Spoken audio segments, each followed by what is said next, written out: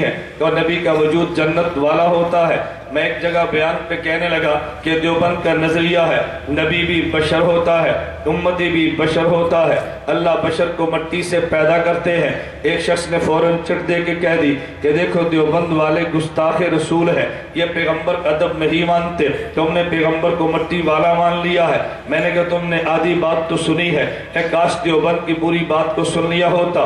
ہم کہتے ہیں نبی کا وجود بھی مٹی سے بنا ہے، امتی کا وجود بھی مٹی سے بنا ہے، مگر مٹی اور مٹی میں فرق ہے۔ ایک مٹی زمین والی ہے اور ایک مٹی جنت والی ہے، ایک مٹی جنت الفردوس والی ہے۔ امتی انسان کو خدا وجود مٹی زمین والی سے دیتے ہیں، نبی کو وجود جنت والی سے دیتے ہیں، سید الانبیاء کو وجود جنت الفردوس والی مٹی سے دیتے ہیں۔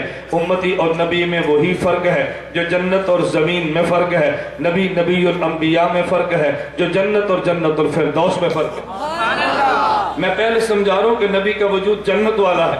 جب آپ کو نبی کا وجود جنت والا سمجھ آیا، اگلی عمارت کو کھڑا کرنا بہت آسان ہے۔ جب تک یہی نہ پتا چلے پیغمبر کا وجود کہاں سے آیا، مجھے بتا پیغمبر کی بات کو سمجھے گا کیسے، پیغمبر سے متعلقہ امور کو سمجھے گا کیسے۔ اب میں کہتا ہوں جب پیغمبر کا وجود جنت والا ہے، پیغمبر کی ذات جنت والی ہے، پیغمبر کی بات بھی جنت والی ہے، اس پہ زیادہ دلائل دینے کی حاجت نہیں، کیونکہ پیغمبر کی بات کے بارے میں اللہ خود قرآن میں فرماتے ہیں وَمَا يَنْطِقُ عَنِ الْهَوَىٰ إِنْ هُوَ إِلَّا وَحْيٌ يُوحَىٰ۔ ارے پیغمبر کی بات تو وہی ہوتی ہے اور وہی تو آسمان اور جنت اوپر سے آتی ہے، پیغمبر کی بات پر تو دلائل دینے کی حاجت نہیں، لہذا پیغمبر کی ذات بھی جنت والی، پیغمبر کی بات بھی جنت والی۔ اب میرے دلائل پہ توجہ رکھنا، جب پیغمبر کا وجود جنت والا، پیغمبر جنت والے وجود سے دنیا میں آئے ہیں، خدا نے تجھے وجود زمین والی مٹی سے دیا، اگر اعمال اچھے ایمان موجود ہے خدا تجھے جنت میں جگہ دیں گے۔ تو جب یہ زمین والا بندہ جنت میں چلا جاتا ہے تو پھر جنت کے اثار اس پر نمایاں ہوتے ہیں، اور جب جنت والا وجود لے کے زمین میں آئے تو کچھ زمین والے اثار بھی آتے ہیں زمین کی وجہ سے، جنت والے اثار باقی رہتے ہیں جنت کے اصلی وجود کی وجہ سے۔ میں اس کی مثال لے کر یوں کہوں گا، اگر گجرانوالہ کا بندہ میرے پیغمبر کے مدینہ روزے پہ چلا جائے تو یہاں والا وہاں جائے گا تو پیغمبر کے روزے کی برکت سے کیفیات اور ہوگی۔ اگر مدینہ روزے کے ساتھ رہنے والا گجرانوالہ شہر میں آئے گا، اس کی آگے کیفیت بدل جائے گی، مکان کے بدلنے سے کیفیات بدل جایا کرتی ہے لیکن اثر تو باقی رہتے ہیں۔ اگر گجرانوالہ مدینہ منورہ میں چلا جائے اصل وجود تو بدلتا نہیں ہے لیکن کیفیات بدل جایا کرتی ہے، مدینہ منورہ والا یہاں پہ آئے اصل کے تو بدلتا نہیں ہے لیکن کیفیات تو بدل جایا کرتی ہے، مجلس کے بدلنے سے بھی کیفیت بدلتی ہے۔ مجھے اس پہ ایک واقعہ یاد آ گیا، میں بطور دلیل کے عرض کرتا چلا جاؤں۔ میں پوری گفتگو میں واقعہ اگر پیش کروں گا بطور دلیل کے اور دیوبند کے نظریے کے پیش کروں گا، ایک آدمی مجھے کہنے لگا کہ مولانا تم مولانا گنگوہی کے بارے میں تمہارا کیا خیال ہے؟ میں نے کہا مولانا گنگوہی کو ہم اپنا امام مانتے ہیں۔ مولانا قاسم نانوتوی کے بارے میں کیا رائے ہے؟ میں نے کہا مولانا قاسم نانوتوی نور اللہ مرقدہ کو امام مانتے ہیں۔ کہتے رشید احمد گنگوہی رحمت اللہ علیہ کے بارے میں مکاتیب رشیدیہ میں موجود ہے، اپنے شیخ حاجی امداد اللہ مہاجر مکی کو خط لکھا اور لکھنے لگے حضرت میں نے حوال کیا لکھ رہے ہیں، میں تو جھوٹا ہوں، بس میرے لیے یہ دعا فرما دیجیے۔ کہتے جس کو تم نے امام مانا وہ تو خود کو جھوٹا کہہ رہا ہے، ہماری سمجھ سے بالا ہے کہ جھوٹا بندہ امام کیسے بنتا ہے۔ میں نے کہا انہوں نے خود کو جھوٹا کہہ دیا، تو کہتے ہیں امام نہیں مانتا جو تو نے حضرت مولانا گنگوہی پر اعتراض کیا ہے۔ خدا نے یہ جواب آج سے 1400 سال قبل صدیق اکبر کی زبان سے دلوا دیا ہے۔ مجھے کہتا ہے وہ جواب کیسے آیا؟ میں نے کہا سیدنا صدیق اکبر بازار میں گئے ہیں، صحیح مسلم میں روایت موجود ہے، حضرت صدیق اکبر نے حنظلہ کو دیکھا، حنظلہ کہنے لگے ابو بکر لگتا ہے میں تو منافق ہو گیا۔ صدیق اکبر نے پوچھا تو کیسے منافق، تو پیغمبر کا صحابی ہے۔ حنظلہ رضی اللہ عنہ عرض کرنے لگے کہ جب میں نبی کے مجلس میں ہوتا ہوں میرے دل کی کیفیت اور ہوتی ہے، جب گھر بیوی بچوں کے پاس آتا ہوں میری کیفیت اور ہوتی ہے، لیکن مجھے لگتا ہے میں منافق ہو گیا۔ ابو بکر صدیق فرمانے لگے اگر اسی کا نام نفاق ہے، نافق ابو بکر حنظلہ پھر تو صدیق بھی منافق ہو گیا۔ میں نبی کی مجلس میں ہوتا ہوں میرے ایمان کی کیفیت اور ہوتی ہے، جب میں گھر آتا ہوں ایمان کی کیفیت اور ہوتی ہے۔ اب جب دونوں میں یہ بات مسئلہ زیر بحث آ گیا، انہوں نے فتویٰ دینے کی بجائے سیدھا نبوت کے دربار میں پہنچے ہیں، اللہ کے نبی سے پوچھا حضور ہمارا شبہ ہے آپ اس کو دور فرما دیجئے۔ گجرانوالہ کی سنیوں میں آج بھی کہتے ہو اگر تمہیں کوئی شبہ میں مبتلا کرے تو شبہ حل کرنے کی بجائے ان سے رجوع توجہ کرو جو شبے کو حل کرتے ہیں. صحابہ کو شبہ پیش آیا, وہ نبی کے در پہ گئے ہیں. جب تجھے شبہ پیش آئے تجھے عالم کے در پہ آنا چاہیے. تو کہتے شبے میں خود حل کروں گا, تو حل کر نہیں سکتا, پھر مسلک کو بدل دیتا ہے. تیرے پاس دلیل نہیں تھی, تجھے مسلک بدلنا تو نہیں چاہیے تھا. اگر اعتراض آ جائے تجھے اعتراض کو دور کرنا چاہیے, مسلک تو بدلنا نہیں چاہیے. کبھی لوگ کہتے ہیں اور جی فلاں نے اعتراض کیا مجھے جواب نہیں ملا. میں نے کہا جو جواب دیتا ہے تجھے جواب تو وہاں سے ملے گا. اگر تجھے اعتراض کا جواب نہ ملا اس کا مطلب یہ تو نہیں ہے کہ اعتراض کا جواب تھا ہی نہیں. وہ دونوں صحابی نبی کی خدمت میں گئے. اللہ کے نبی ہمارا مسئلہ اشکال ہے دور فرما دیجیے. نبی پاک صلی اللہ علیہ وسلم کا جواب سننا. صحیح مسلم میں روایت موجود ہے. اللہ کے نبی فرمانے لگے ابو بکر جو تمہارے ایمان کی کیفیت میری مجلس میں ہے اگر گھر جا کر یہی کیفیت باقی رہی لصافحتکم الملائکہ, پھر تم سے انسان مصافحہ کیوں کریں, پھر تو تم سے ملائکہ مصافحہ کریں.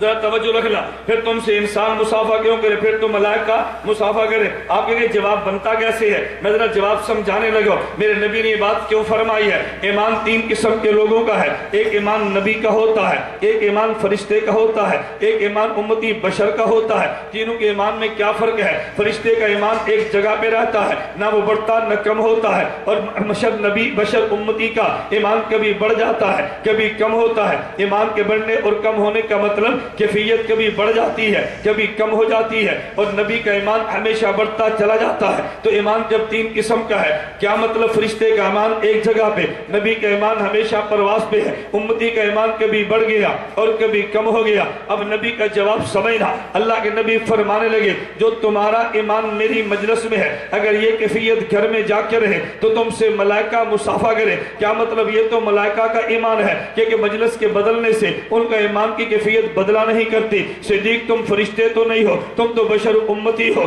میری مجلس میں ہوگے کیفیت اور ہوگی, ادھر جاؤ گے کیفیت اور ہوگی. میں نے کہا تجھے شاید جواب سمجھ نہیں آیا. حضرت گنگوہی فرمانا یہ چاہتے ہیں عالم ارواح میں خدا نے پوچھا الستو بربکم, کیا میں تمہارا رب نہیں ہوں؟ ہم نے کہا بلا, کیوں نہیں خدایا آپ ہمارے رب ہیں. رب ماننے کا معنی یہ تھا تیری ساری باتوں کو مان لیں گے. دنیا میں آ کر کتنی باتیں نہیں مانتے. مجھے لگتا ہے کہ عالم ارواح میں جھوٹ بول کر تو نہیں آیا ہو. تو حضرت گنگوہی نے یہ بات فرمائی جو صدیق اکبر نے بات فرمائی تھی کہ مجلس کے بدلنے سے فرمایا مجھے لگتا ہے میں منافق تو نہیں ہو گیا. تو صدیق اکبر نے کیفیت بدلنے کو نفاق فرما دیا ہے. مولانا گنگوہی رحمت اللہ علیہ نے کیفیت بدلنے کو جھوٹ فرما دیا ہے. تو حضرت گنگوہی کا جواب بھی بالکل بجا ہے. حضرت مولانا رشید احمد گنگوہی کا جواب بجا ہے. سیدنا صدیق اکبر کا جواب بھی بجا ہے. میں بتا یہ رہا تھا کہ مجلس کے بدلنے سے کیفیات تو بدلتی ہے لیکن اثر تو باقی رہتے ہیں. امتی زمین سے بنا ہے لیکن جب جنت میں جائے گا اس پہ جنت کے اثار آ جائیں گے. تو کہے گا جنت کے اثار کیا ہے؟